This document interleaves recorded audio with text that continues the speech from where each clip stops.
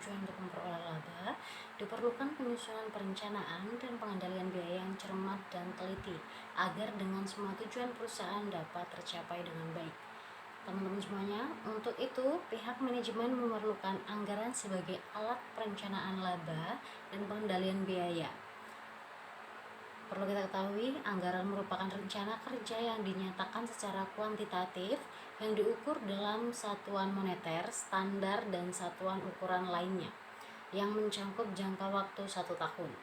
Dari pengertian di atas dapat kita simpulkan bahwasanya anggaran adalah suatu rencana kegiatan operasional perusahaan di masa mendatang yang dinyatakan secara kuantitatif dan biasanya dalam satuan uang. Penganggaran memberikan beberapa manfaat untuk organisasi, yaitu sebagai berikut. Poin yang pertama, memaksa para manajer untuk melakukan sistem penganggaran.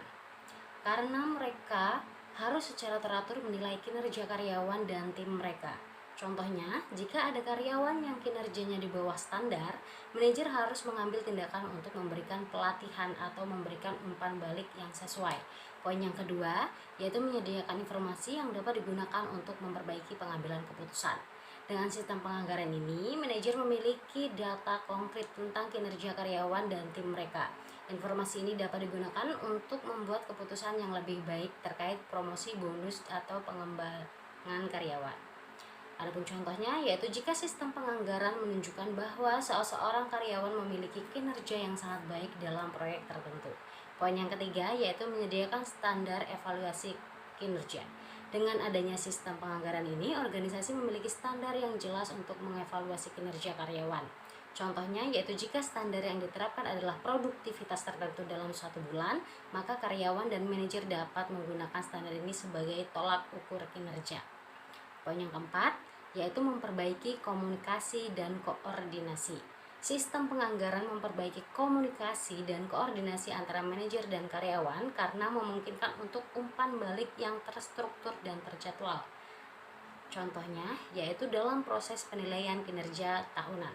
Manajer dan karyawan akan duduk bersama untuk membahas pencapaian, kekuatan, dan area pengembangan yang secara efektif meningkatkan komunikasi antara kedua belah pihak. Selanjutnya kita akan membahas tentang fungsi anggaran. Anggaran mempunyai beberapa fungsi, diantaranya poin yang pertama, anggaran merupakan hasil akhir proses penyusunan rencana kerja. Poin yang kedua, anggaran merupakan cetak biru aktivitas yang akan dilaksanakan perusahaan di masa yang akan datang. Yang ketiga, anggaran berfungsi sebagai alat komunikasi intern yang menghubungkan berbagai unit organisasi dalam perusahaan dan menghubungkan manajer bawah dengan manajer atas. Yang keempat, anggaran berfungsi sebagai tolak ukur yang dipakai sebagai pembanding hasil operasi sesungguhnya. Yang kelima, anggaran juga berfungsi sebagai alat pengendalian yang memungkinkan manajemen menunjuk bidang yang kuat dan lemah bagi perusahaan. Yang terakhir atau poin yang nomor 6, yaitu anggaran berfungsi sebagai alat untuk mempengaruhi dan memotivasi manajer dan karyawan agar senantiasa bertindak secara efektif dan efisien sesuai dengan tujuan organisasi.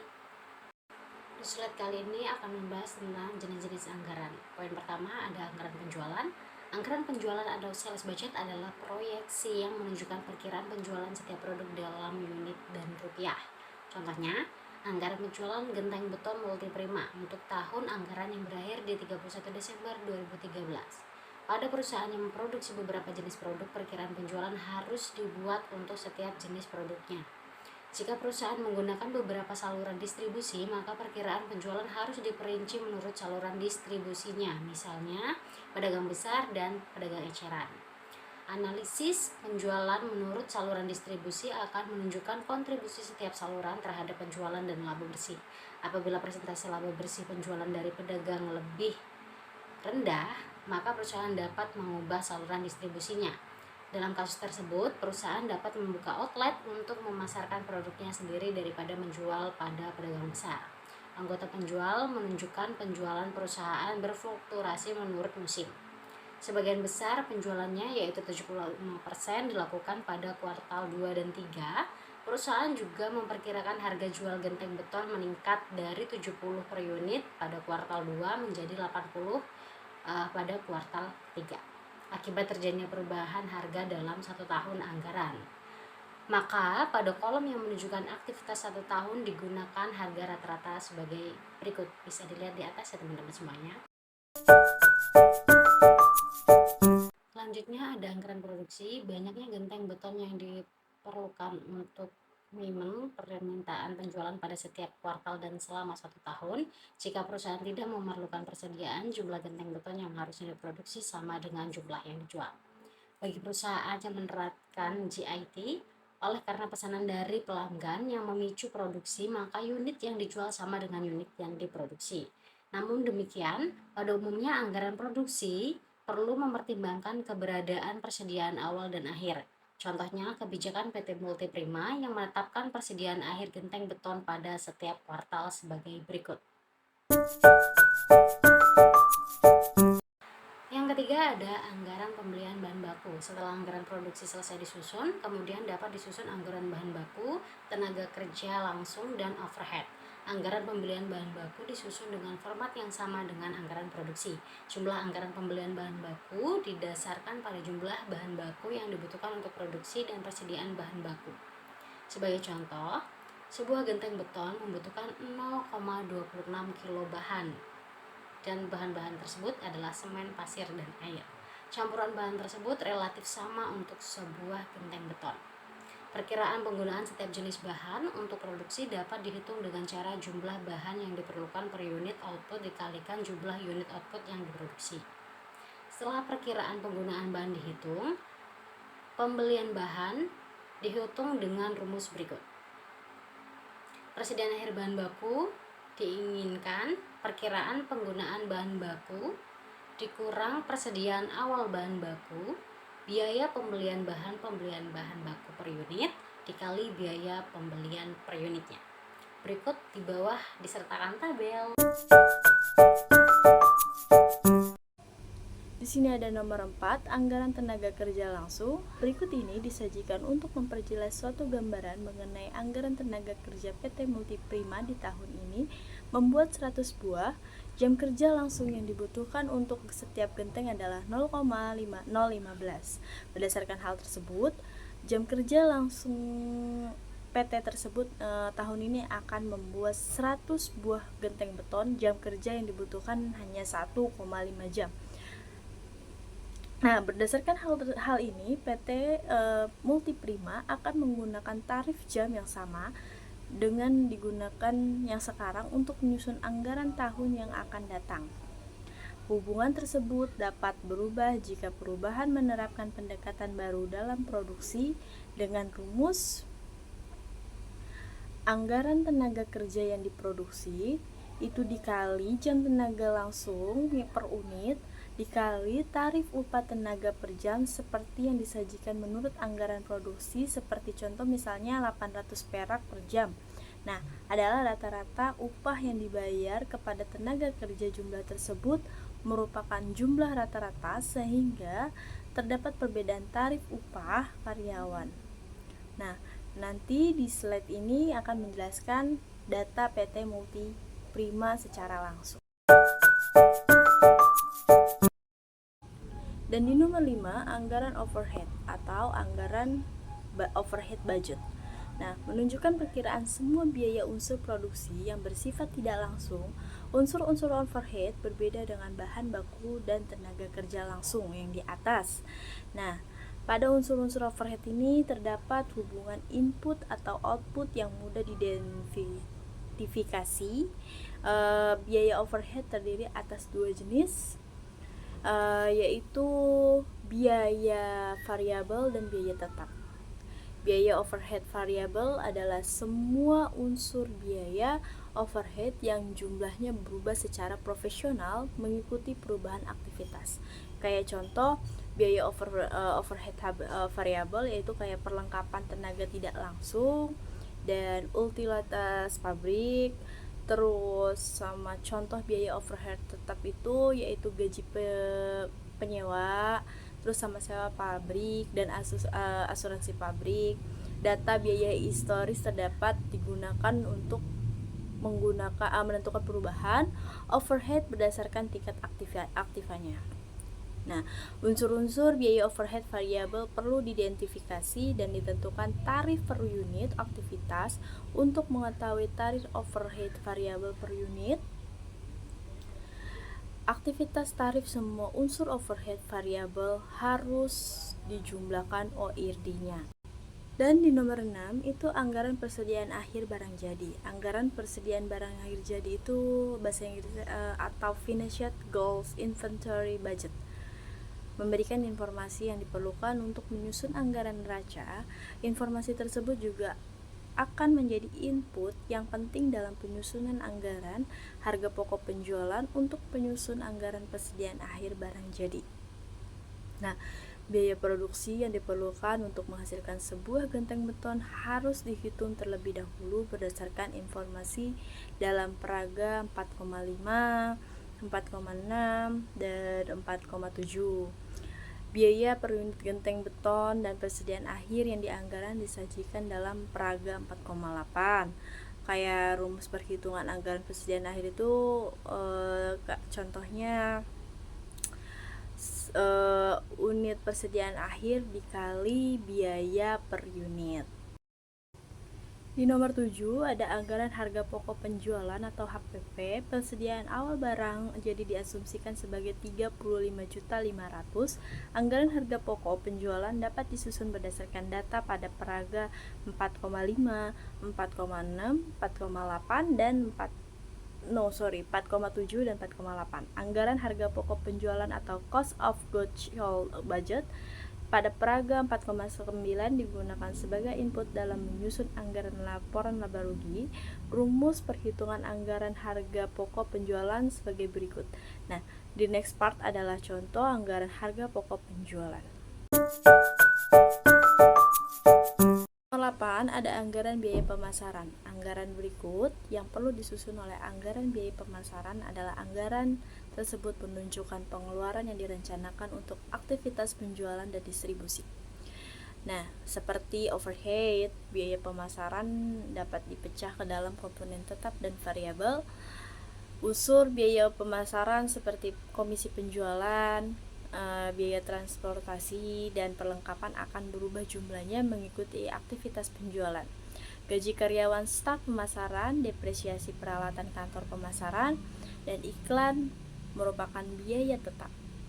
Nah, berikut ada contoh anggaran biaya pemasaran kayak disajikan dalam peraga 4,10. Rumusnya perhitungan biaya pemasaran itu sebagai berikut. Anggaran biaya pemasaran sama dengan anggaran biaya pemasaran tetap total ditambah tarif biaya pemasaran variabel per unit dikali unit yang dijual. Di sini ada nomor 9, anggaran biaya riset dan pengembangan. Di PT Multi membentuk bagian riset dan pengembangan, yaitu bagian ini bertanggung jawab terhadap proses pengembangan produk dan proses baru. Kayak pengeluaran bagian tersebut untuk tahun yang akan datang diestimasi dan disajikan dalam anggaran biaya riset dan pengembangan. Kayak contoh, biaya riset dan pengembangan menurut kuartal disajikan dalam peraga-nologi dalam pelajaran. Nah, di next slide part adalah contoh anggaran biaya riset dan pengembangan PT Multi Prima. Anggaran biaya administrasi. Anggaran operasional terakhir yang disusun adalah anggaran biaya administrasi. Anggaran biaya administrasi itu mencakup taksiran pengeluaran total yang diperoleh perusahaan, sama seperti anggaran biaya riset dan pengembangan serta anggaran biaya pemasaran terkait dengan penjualan. Sebagian besar biaya administrasi bersifat tetap.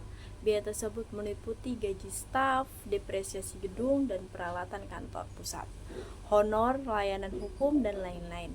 Contoh anggaran biaya administrasi itu disajikan dalam peraga DAP atau proses belajar. Di slide berikutnya adalah 11 anggaran laporan laba rugi adalah tabel anggaran biaya administrasi PT Multi Prima itu selesai. Hal ini berarti PT Multi Prima sudah memiliki semua anggaran operasional yang diperlukan untuk menyusun laporan laba rugi pro forma. Contoh anggaran laporan laba rugi disajikan dalam peraga keseluruhan anggaran. Ada 10 anggaran yang sudah disusun ditambah anggaran laporan laba rugi yang akan menjadi anggaran laporan PT tersebut. Nah, di 12 juga ada anggaran operasional untuk perusahaan dagang dan jasa. Sebelumnya lebih banyak diterapkan dalam perusahaan manufaktur. Namun demikian, yang diterapkan perusahaan dagang dan jasa, terlepas dari hal itu, penyusunan anggaran harus memperhatikan kebutuhan setiap jenis perusahaan. Nah, anggaran tersebut mengidentifikasi kuantitas setiap barang yang dibeli untuk dijual kembali, biaya per unit barang, dan biaya pembelian total. Format identik dengan anggaran pembelian bahan baku manufaktur pada perusahaan dagang. Nah, contohnya kayak sepak bola, itu kita harus menganggarkan harga per tiket dengan jumlah duduk yang diperkirakan yang akan ditempati penonton pada setiap pertandingan. Nah, selain itu bukan hanya tiket atau bangku, yaitu royalti televisi dan penjualan konser. Nah, dalam perusahaan jasa tidak berorientasi laba, anggaran perusahaan diganti dengan anggaran pendanaan. Anggaran ini mengidentifikasi semua sumber pendanaan berbagai. Satu, anggaran statistis, yaitu anggaran yang disusun berdasarkan satu tingkat aktivitas tertentu. Anggaran ini ditetapkan oleh perusahaan karena penyusunan yang lebih mudah.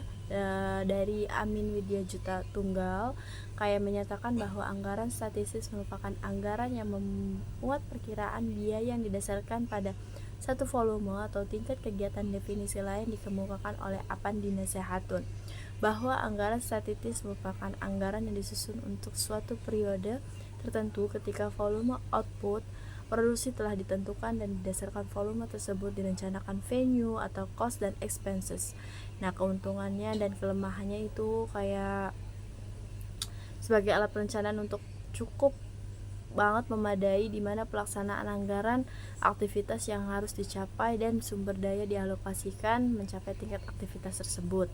Nah, yang kedua itu ada anggaran fleksibel. Anggaran fleksibel itu adalah alat pengendalian yang sangat berguna karena kemungkinan manajemen untuk menghitung keluaran dalam berbagai tingkat aktivitas. Anggaran fleksibel adalah anggaran yang tidak membatasi diri hanya satu tingkat aktivitas saja, tetapi ditujukan kepada range aktivitas juga, sebagai pembanding biaya sesungguhnya pada tingkat aktivitas berapapun yang berada dalam range relevan. Slide ini pembahasan penggunaan, keunggulan, dan kelemahan anggaran fleksibel dibanding anggaran statistis. Di sini ada keunggulan anggaran statistis, yaitu penyusunan lebih mudah. Kelemahannya yaitu kurang tepatnya dipakai sebagai alat pengendalian biaya, terutama pengendalian biaya yang di dalamnya terdapat unsur biaya semi variabel karena tidak adanya pemisahan biaya pada anggaran statis, dan kelemahan. Nah, selanjutnya itu menggunakan anggaran statistis, penilaian dilakukan menjadi kurang tepat karena perusahaan bersifat dinamis.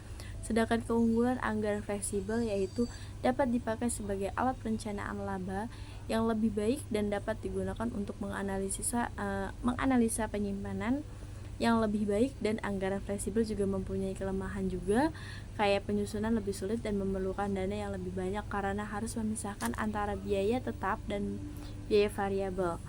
Ruang kelas virtual di dunia.